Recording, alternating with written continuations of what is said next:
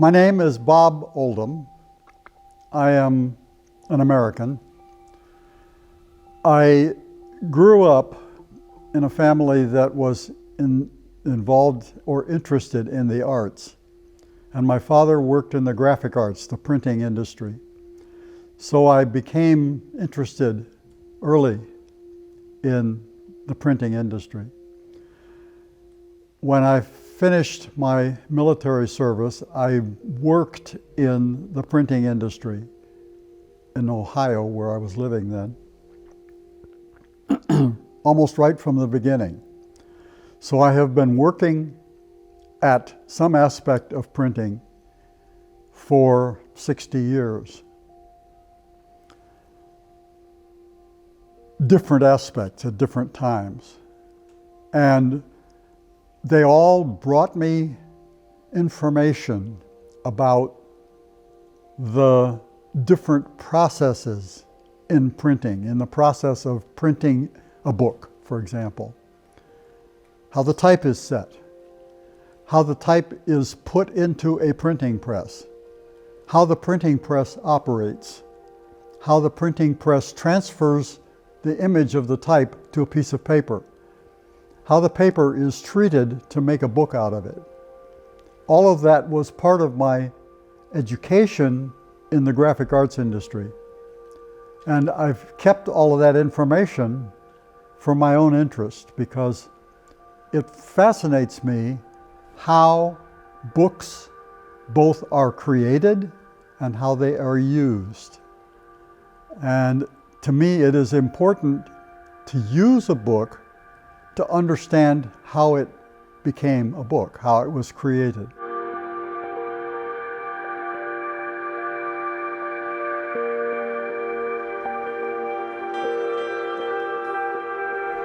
It was very funny. Because of my long connections with printing, I have many connections with people who are other printers. And I have a friend who lives in Arkansas who is a collector of printing presses, and he's very interested in old printing presses.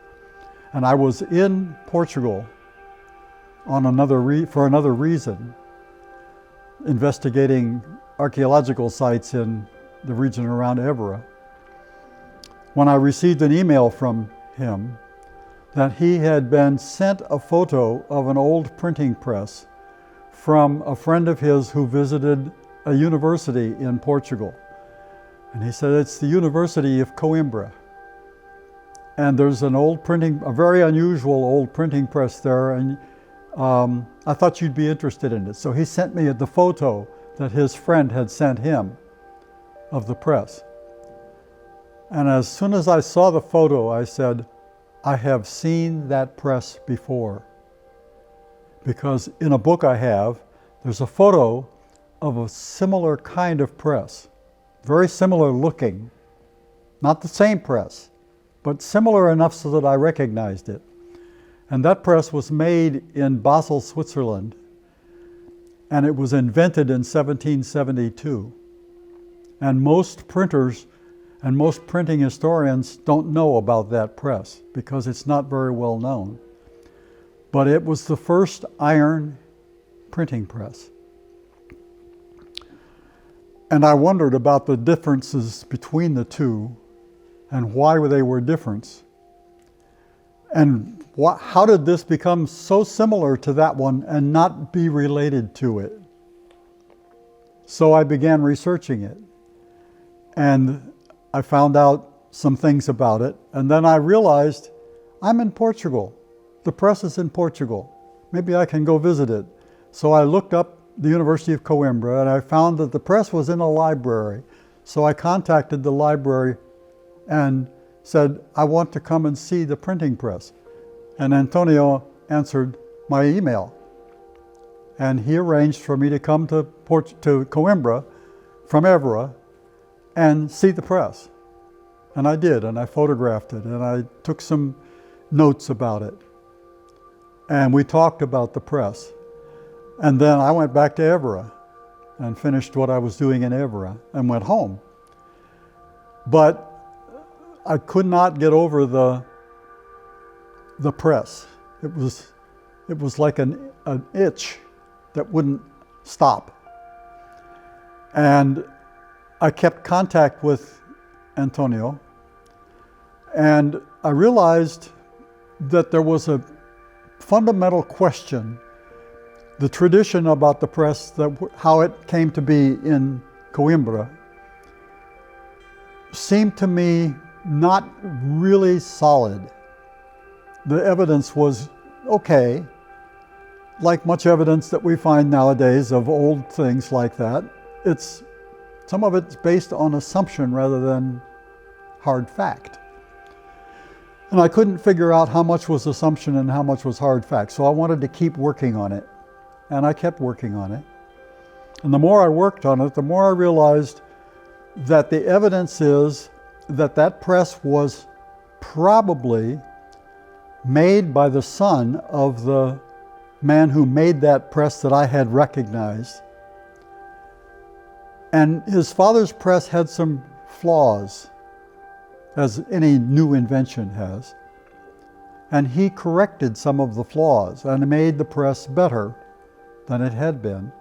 And he became a printer, and he used his press that he had made. And then, because he was the son of his father was a type founder in Basel. He took over the type foundry when his father was too old, but he kept printing also. He had a printing company and the type founding company. And he used his modified presses in his printing company. And then the printing sort of fell away. And in 1834, he died. And his sons were still operating the printing company, but they had kind of lost interest in the old technology, and so the press disappeared somehow. And then I think, probably, I'm going to have trouble, names are being reluctant. The name of the fellow who brought the press to Coimbra, or Augusto. He apparently either brought the press to Coimbra, or he wanted a press to print a newspaper in Coimbra. And Manuel Galinha did something. And what he did is what's kind of uncertain, because I was saying to Antonio the other day, the evidence that we have about the press in Coimbra was first written in 1866. And the man who had the information about the press in Coimbra died in 1864. So how reliable is the evidence? I began to question whether the man who wrote the history had enough good evidence at that point to base his assumptions on, or whether he was making assumptions based on guesses about the evidence that he could find. And the evidence that I had found seemed to me to be at least as strong as the evidence I didn't know what he had could have been. You see what I mean? And the result was, I began to question the story about how the press came to be in Coimbra, because it seemed to me more likely that the man who wanted a printing press in Coimbra had brought the press to Manuel Galinha and said, "Can you fix this for me so I can print a newspaper?" I decided that and my history with printing presses, I am pretty well qualified to help the university make that press look more like it would have when it was in use. And it's hard to tell how the press was used when it was in the condition it was in before. It was missing parts. It was missing necessary parts to use it as a printing press. And it was in a corner of the basement of the Joanna Library, where not many people saw it, except for some traveler visiting from Arkansas.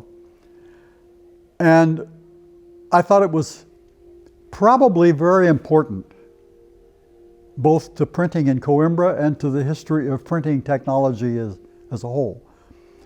And therefore it deserved to have a better life. It needed to be fixed so that it looks like the press was being used. And it needed to be put where people could see it more readily so that they could understand that this was both a very old printing press and a very important printing press, both to Coimbra and to the world of printing technology. It is, I would say, a pivotal point in the development of printing presses. There was a period from when Johann Gutenberg invented printing in 1450 or so to about 1850, 400 years, the presses were almost all that time all the same. They were all wooden presses with very simple machinery. And then about 1800, people began improving the printing press. And the press that you have here in Coimbra is one of the very first improved printing presses. And it's improved in several ways that nobody else had thought of. So I think it is almost like the history turned a corner, and at the corner sits this press.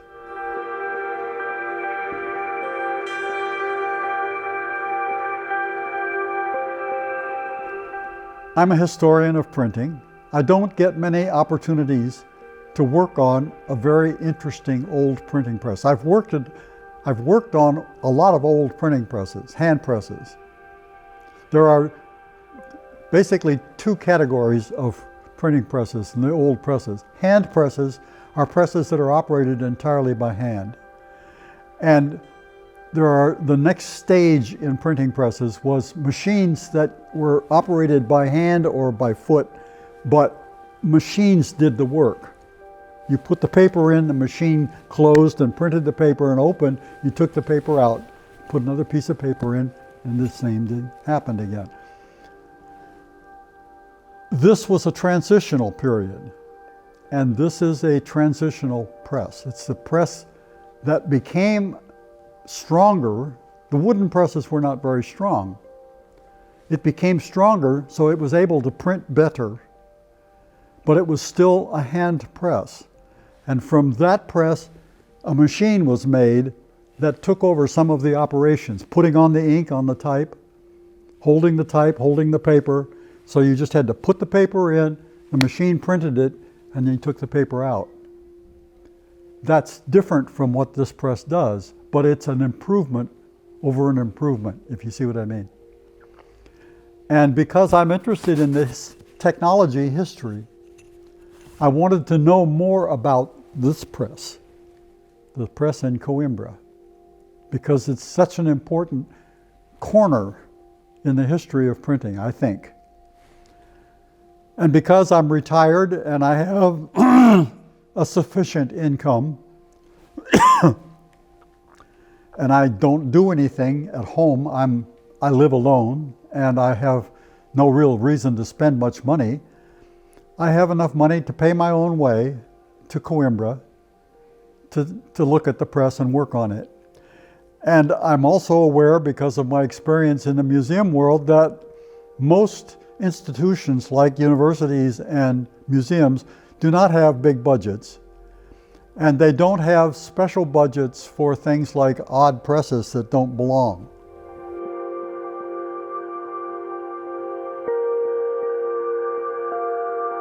That's an interesting problem because I know printing presses and because I know hand presses, I understand what is necessary on the press and how it has to be arranged in order to function as a printing press and not just a piece of sculpture.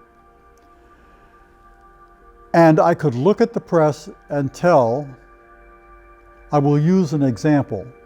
when you're printing with the press, you put the paper in. The paper goes on a tympan, and there's a frisket that folds down over the tympan to hold the paper in place. And then you fold the frisket and the tympan together down onto the paper, and the frisket holds the paper against the tympan and not touching the type until the platen comes down and presses the paper against the type. And that's when it gets printed. The press did not have a tympan and frisket, so it could not function as it was intended to function. But I know printing presses just what a tympan and frisket should look like for that press. I know how large they are for that press. I know where they would be attached and how they would function. So we made a tympan and frisket. It's not the exact same as what was on the press 200 years ago, but it's functionally the same. And it does what the tympan and frisket, the old tympan and frisket did. That's almost the only thing we had to replace. The other thing was the press operates with a weight on an arm at the back of it to lift everything back up when you've printed. The old machinery the screw has a collar attached to it, and when the screw goes back up, the collar pulls the platen up. But there's wear in the system when that happens. And if the materials are soft, the wear is rapid. But the system that was invented, I think maybe, for this press, does that without so much wear. And it's very efficient, but it's much better for the press. It doesn't cause damage to the press as the presses operate the way the old system did. So I think that the man who built this press sort of invented that method of doing it in order to make the press work better for him. He was a very careful printer. And I knew that had happened from my understanding of the history of printing presses. So I knew what it lacked. And I knew that it lacked it because the arm that the counterweight, the weight, was hung on is still there. The original arm is still there. There's just no weight on it. The arm has to do something. I knew what the arm had to do, but it had to have a weight on it in order to do it. So I knew that there was a weight. And I knew about what the weight should be because I had seen a similar weight on similar presses. So we got a weight, and we got a piece of iron and made it with a hook so that it could hook onto the bar, and we put it on there, and it does what it's supposed to. It lifts the platen back up again when the printing is done. So it was that kind of process, knowing how the press should function and knowing what it needed to do that, and knowing what was missing, I could tell how to make what needed to be made. Now I can't make the counterweight probably was not just a plain cylinder of steel. It was probably something like a cone, a truncated cone of cast iron. But we couldn't get that in Coimbra. So the thing we made is not a replica of the original one, it's a replacement for the original one. It works the way the original one did, but it's not exactly the same.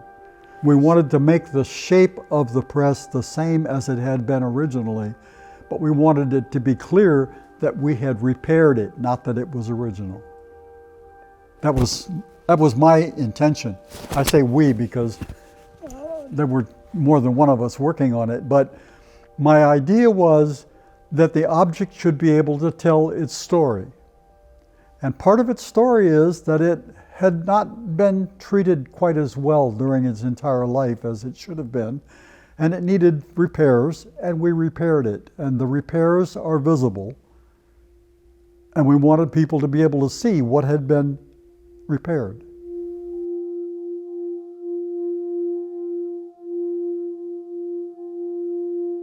A story about the press. A small booklet or a pamphlet that tells briefly tells the story of how we think the press came to be and came to Coimbra and was used in Coimbra. Because it's both important to Coimbra and important to the history of printing presses to know that if I'm correct, and I don't know that I'm correct, I have no proof, I have yet not found the evidence that I need. I want to know where Augusto bought the press, if he bought it and brought it to Coimbra. I want to know where he bought it, who he bought it from, and where it had been before that. One of the reasons that I wanted to come to Coimbra was that I am probably one of the few people in the world who has this reservoir of knowledge about old printing presses, this kind of old printing press. And I thought the press deserves the best treatment it can get. I think I am well qualified to give it as good a treatment as is possible under the conditions we have now. That other people exist who understand printing presses like I do. One of them is in Japan. One of them lives in Los Angeles, United States. They're all over the world. I know of 2 or 3 in Europe, but they are busy people.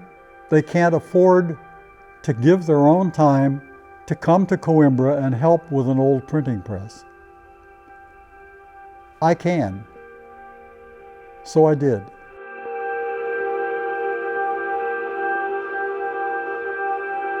I wanted to be more sure how the press came to be in Coimbra. I wanted to be more sure of how the press had been made originally, and by whom, and why. I think I understand that, but I cannot be sure because the evidence has been destroyed.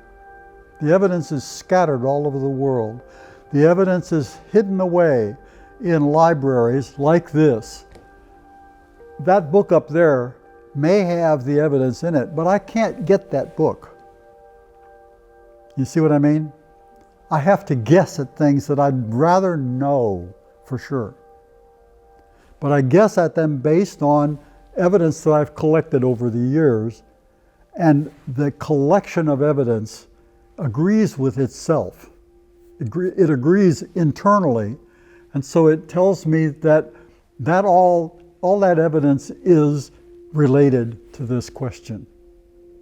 I'm not making something up. I've got the book that says this about the press. I have this information that says this about the press. And I can put those pieces of information together and make a story. I want to tell that story, but I don't have all the pieces yet. That's why I was frustrated. I could not be as knowledgeable about the press as I thought the press deserved. But I'll give it everything I've got. That's what I came for. Is that enough? Yes. Oh, okay. Thank you.